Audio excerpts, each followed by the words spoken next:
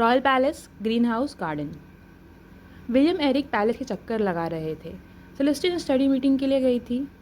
वो यहाँ सेलेस्टिन के प्रिंस चार्मिंग को ढूंढने आए थे, जिसने उसकी हेल्प की थी। उसके आई गेस काले बाल और लाल आंखें थी, है ना एरिक? विलियम ने कहा। पर एरिक का फोकस विलियम के जोगे पर था। यहाँ हमें विलियम बताता है कि ये जादुई जोगा उसका फैमिली हेयरलूम है, जिसे पहनकर वो अपना भेस और अपनी एज दोनों चेंज कर सकते हैं। जब तक वो लो प्रोफाइल रहे, उन्हें इस भेस में कोई नहीं पकड़ सकता। लेकिन ये बहुत मैजिकल पावर कंज्यूम करता है, इसलिए वो इसे ज़्यादा देर तक यूज़ नहीं कर सकता। एरिक तो बस स्पीचलेस होकर इस बड़े विलियम को बकबक करते हुए देख रहा था। वो कुछ सोचने लगता है, या कहे कड़ियाँ जोड़ने लगता है। Transformation magic, green house garden, काले बाल, लाल आंखें, क्या ये सच में कहीं मैं तो नहीं? एरिक अपने कंक्लूजन को सोच बुरी तरह से ब्लश करने लगा। दूसरी ओर क्लैरिसा बच्चों को ढूंढते ढूंढते कोर्टयार्ड में आ पहुंची, जहां उसे फिर से लियोपोल्ड, जो कि सेलेस्टिन का हाफ ब्रदर भी है, उसे फिर से जली कटी बातें सुना रहा था। उसे अपनी लिमिट में रहने कह रहा था। क्लैरिसा तुरंत सेलेस्टिन के सामने प्रोटेक्टिवली खड़ी हो गई। भाई बहन को अपनी लिमिट्स पता रहनी चाहिए। कभी कभी अगर वो अपनी लिमिट्स क्रॉस कर दे तो ये हर वक्त नसीहत देना नहीं होता। लियोपोल्ड उसे देख सकपका गया। क्लैरिसा ने खुद को इंट्रोड्यूस किया एंड कहा कि वो सेलेस्टिन को सपोर्ट करती है, उसकी एक फ़ैन है। लियोपोल्ड ताज्जुब में। क्लैरिसा लियोपोल्ड को डायरेक्टली पूछती है, तुम्हें ये चिंता है ना कि सेलेस्टिन को अगर शादी करके ब्याह दिया गया तो उसे उसके ससुराल में उसे टैलेंट ना होने के कारण सब इग्नोर करेंगे, उसे वैल्यू नहीं करेंगे। लियोपोल्ड थोड़ा सकपकाए भाव में ही बोलता है, मेरा ये मतलब नहीं था। जैसा कि सेलेस्टिन की माँ, वो आगे कुछ कहता इससे पहले ही क्लैरिसा उसे बीच से काट के बोलती है, तुम्हें चिंता करने की ज़रूरत नहीं, क्योंकि सेलेस्टिन अपने टैलेंट के साथ एक ड्रेसिंग स्टूडियो खोलने वाली है। लियोपोल्ड फिर अपोज करने लगता है, लड़कियों को ऐसा सब नहीं करना चाहिए, ग्रैंड ड्यूक एल्बर्ट कभी अलाउ नहीं करेंगे। क्लैरिसा जैसे अपने गुस्से पर कंट्रोल कर रही थी, वो छोटी सी हंसी के साथ कहती है, एल्बर्ट के ये शब्द थे, अगर सेलेस्टिन उनके रीजन को हेल्प करने, उसे डेवलप करने में अपना योगदान देना चाहती है तो उन्हें कोई दिक्कत नहीं। फ्लैशबैक। क्लैरिसा ने एल्बर्ट को ये आइडिया दिया था जहाँ वो ल्यूमिनस सिल्क की इंडस्ट्री को सेलेस्टिन की हेल्प से डेवलप कर सकते थे। ल्यूमिनस सिल्क यानी रेडिएंट सिल्क, जो लाइट बटरफ्लाई के मिल्क से मिलता है। Leopold speechless. क्लैरिसा सेलेस्टिन को सजेशन देती है कि अगर वो शादी नहीं करना चाहती तो कोई नहीं, क्लैरिसा उसे छुपा लेगी एंड वो साथ में बिजनेस करेंगे। ड्रेसिंग स्टूडियो का सुन सेलेस्टिन को अपनी माँ का सपना पूरा होते हुए दिखता है। वो बार बार कंफर्म करती है कि क्या वो सच कह रही है, क्या सच में उसका खुद का एक स्टूडियो होगा। वो ये कंफर्म करते करते रोने लगी। लियोपोल्ड फिर अपोज करता है, अपनी बकवास शुरू करता है, तुम झूठ बोल रही हो कहता है। एंड तभी तभी किसी की आवाज़ आती है, अगर मैं तुम्हारी जगह होता तो मैं अब तक चुप हो जाता। क्या ये एरिक है? क्लैरिसा ने मन ही मन सोचा। यस गाइस, ये है हमारा बड़ा एरिक, जो सीना तान के लियोपोल्ड के सामने प्रोटेक्टिवली खड़ा हो जाता है। सेलेस्टिन एरिक का ये रूप देख बुरी तरह ब्लश करने लगती है। ये वही था जिसने उसकी मदद की थी, उसका प्रिंस चार्मिंग। क्लैरिसा इस सिचुएशन को देख कंफ्यूज थी, आखिर हो क्या रहा था। तभी विलियम ने आकर उसे जादुई जोगे के बारे में बताया। ओह गॉड, क्लैरिसा इन हैंडसम युवराजों को देखकर उन्हें एडमायर करने से खुद को रोक ना सकी। कोई शक नहीं था, अगले 10 साल में ये लोग बहुत सारी लड़कियों को पागल करने वाले थे, बहुत सारे दिल टूटने वाले थे। क्लैरिसा एरिक को देख उसे ड्यूक से कंपेयर करने लगी। दोनों हूबहू दिख रहे थे। क्लैरिसा तो क्लैरिसा, लियोपोल्ड भी एरिक को एडमायर करने से खुद को रोक ना सका।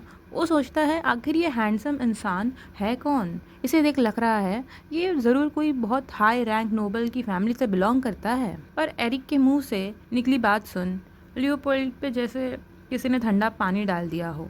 एरिक ने सीरियसनेस के साथ पूछा, तुम सेलेस्टिन को पसंद करते हो ना? लियोपोल्ड सकपका गया, तुम क्या कह रहे हो, ऐसा कुछ नहीं है। एरिक अपना एनालिसिस सामने रखते हुए कहता है, तुम बार बार सेलेस्टिन पे ध्यान रख रहे थे, उसे देख रहे थे। अगर तुम उससे इतनी ही नफरत करते तो तुम उस पर इतना ध्यान ही नहीं देते। विलियम रिजल्ट बताते हुए कहता है, ये बिल्कुल वैसी सिचुएशन लग रही है जहाँ इंसान उसे चिढ़ाता है जिसे वो लाइक करता है। डन, बस यही बोलना था। लियोपोल्ड क्लीन बोल्ड हो चुका था। अब उसके पास बोलने के लिए कुछ नहीं था। वो यहाँ से भागना चाहता था पर क्लेरिसा ने उसे पकड़ लिया एंड वो अब उससे सीरियसनेस के साथ कुछ डिस्कशन करना चाहती थी। इनका कन्वर्सेशन तीनों बच्चे भी कान लगाए सुन रहे थे। क्लेरिसा ने लियोपोल्ड को बिठाकर उससे कहना शुरू किया, एक दिन तुम्हें एक प्यारी सी बड़ी बहन मिल गई। ये तुम्हारे लिए ज़रूर कंफ्यूजिंग होगा। लियोपोल्ड ने जिस पर कहा, लेकिन वो फैमिली की नाकारा मानी जाती है। मेरी माँ ने मुझे कहा है सेलेस्टिन को डिसिप्लिन की ज़रूरत है एंड उसके साथ स्ट्रिक्ट बिहेव करे। क्लेरिसा ने सीधा उससे सच कह दिया, अगर लियोपोल्ड का बिहेवियर ऐसा ही रहा तो जल्द ही सेलेस्टिन उससे नफरत करने लगेगी। आखिर किसको पसंद है कोई उसे इतनी बुरी बुरी बातें कहे, उस पर चिल्लाए। लियोपोल्ड को पता नहीं था अब वो क्या करे एंड यही हमारी क्लेरिसा ने उसे समझाया कि एक जेंटलमैन कैसे बनते हैं। नेक्स्ट पैनल में लियोपोल्ड ने अपनी गलती मानी एंड सेलेस्टिन को एक्सप्रेस किया कि वो अगर ऐसा बिहेवियर नहीं रखता तो उसकी माँ उस पर और स्ट्रिक्ट होती एंड उसे और तकलीफ देती। सेलेस्टिन ग्रेटफुल थी अपने भाई की प्रोटेक्शन पाकर। लियोपोल्ड शर्मा गया और फिर भाग गया। वो बहुत खुश था अपनी बहन के चेहरे पे इतनी प्यारी स्माइल देख। वो भागकर क्लेरिसा के पास गया एंड उसे तुरंत अपना मेंटर बनने का ऑफर दे दिया। क्लेरिसा को भी कोई दिक्कत नहीं थी, वो तो खुशी खुशी राज़ी थी उसका मेंटर बनने के लिए। ये सुन थियोपोल्ड की बात अब ख़त्म हो चुकी थी। उसने अपनी बहन का ध्यान रखने का बोल वो वहाँ से चला गया। विलियम एरिक तो बस प्रॉब्लम सॉल्व होता देख खुश थे, बट विलियम सोच रहा था एरिक को इस बात का कैसे अंदाज़ा हुआ। ये तो बस गट फीलिंग थी, इसमें किसी भी प्यारी बड़ी सिस्टर जो अचानक उसकी फैमिली में आ गई थी उसका कोई हाथ नहीं था, कोई रोल कॉल नहीं था। सेलेस्टिन बार बार एरिक को देख रही थी। क्लेरिसा ने उससे पूछा कि क्या हुआ, जिस पर सेलेस्टिन ने उसे बताया कि ये बात प्री डेब्यूट पार्टी की है, जब वो यहाँ पैलेस आई थी, खो गई थी और बहुत डरी हुई थी। तभी एरिक ने उसकी अपने एडल्ट फॉर्म में हेल्प की थी और हिम्मत दी थी। आज उसी हेल्प के लिए सेलेस्टिन एरिक से थैंक कहना चाहती थी। क्लेरिसा विलियम एरिक को चिढ़ाने लगे, अच्छा तो ये बात थी, तो वो तुम थे जो इतना कूल बन रहे थे। एरिक को उस दिन की ज़्यादा बातें याद नहीं थी, उसे बस थोड़ा धुंधला धुंधला याद था। उसने माफ़ी मांगी ना याद रखने के लिए।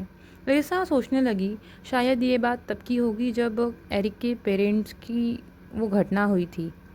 सेलेस्टिन को कोई दिक्कत नहीं थी, वो समझती थी एरिक की सिचुएशन। साथ ही तब से वो एरिक को लाइक भी करने लगी थी, लेकिन ये उसकी खुद की प्रॉब्लम थी। Being a best friend, William ने अपने फ्रेंड को शिप करना शुरू कर दिया। विलियम ने ड्यूक की जगह एरिक और सेलेस्टिन की एंगेजमेंट की बात रखी। उसे वैसे भी दिख रहा था कि एरिक को शायद इससे कोई ख़ास दिक्कत होने नहीं वाली थी। एरिक और सेलेस्टिन सरप्राइज थे।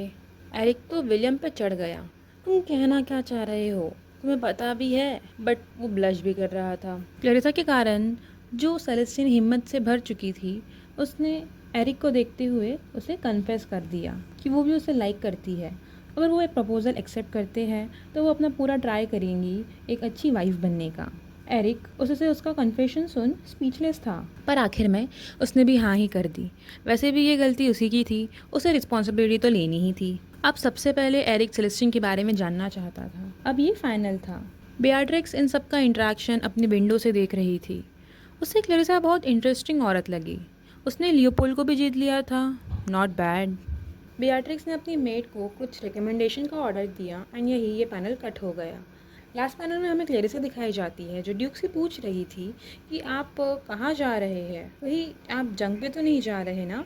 एंड ड्यूक वॉज लाइक, नहीं मैं तो मार्क्वेस खल्दी से मिलने जा रहा हूँ, जंग के कपड़ों में। नेक्स्ट सीन मार्क्वेस खल्दी के रेसिडेंस का दिखाया जाता है। एल्बर्ट एरिक के साथ सेलेस्टिन का हाथ मांगने पहुंच चुका था मार्क्वेस के पास। मार्क्वेस भी एल्बर्ट की तलवार देख सोच रहा था इसकी क्या ज़रूरत थी। अब जब मार्क्वेस को एल्बर्ट का साथ मिल चुका था, उसे भी कोई दिक्कत नहीं थी, उसका तो काम हो ही रहा था, सब स्मूथली हो गया। अब सेलेस्टिन एरिक की ऑफिशियल एंगेज्ड फियांसे थी। एरिक सेलेस्टिन को अपने साथ ले गया। दूसरी ओर सेलेस्टिन के पापा लॉर्ड मार्क्वेस खिड़की से इन बच्चों को जाते देख रहे थे। आखिर सेलेस्टिन, जिसके मुंह में ज़बान नहीं थी, अचानक बोलने कैसे लगी? क्या ये एरिक की संगत का नतीजा था या कुछ और? उसे इस बारे में इन्वेस्टिगेशन करनी ही थी। उसने अपने बटलर को ऑर्डर दे दिया एंड ये बात को सीक्रेट रखने का भी कहा। नेक्स्ट पैनल हमें नॉक्टर्नल फैमिली का हाउस दिखाया जाता है जो रॉयल कैपिटल में था। क्लेरिसा अपने काम कर रही थी।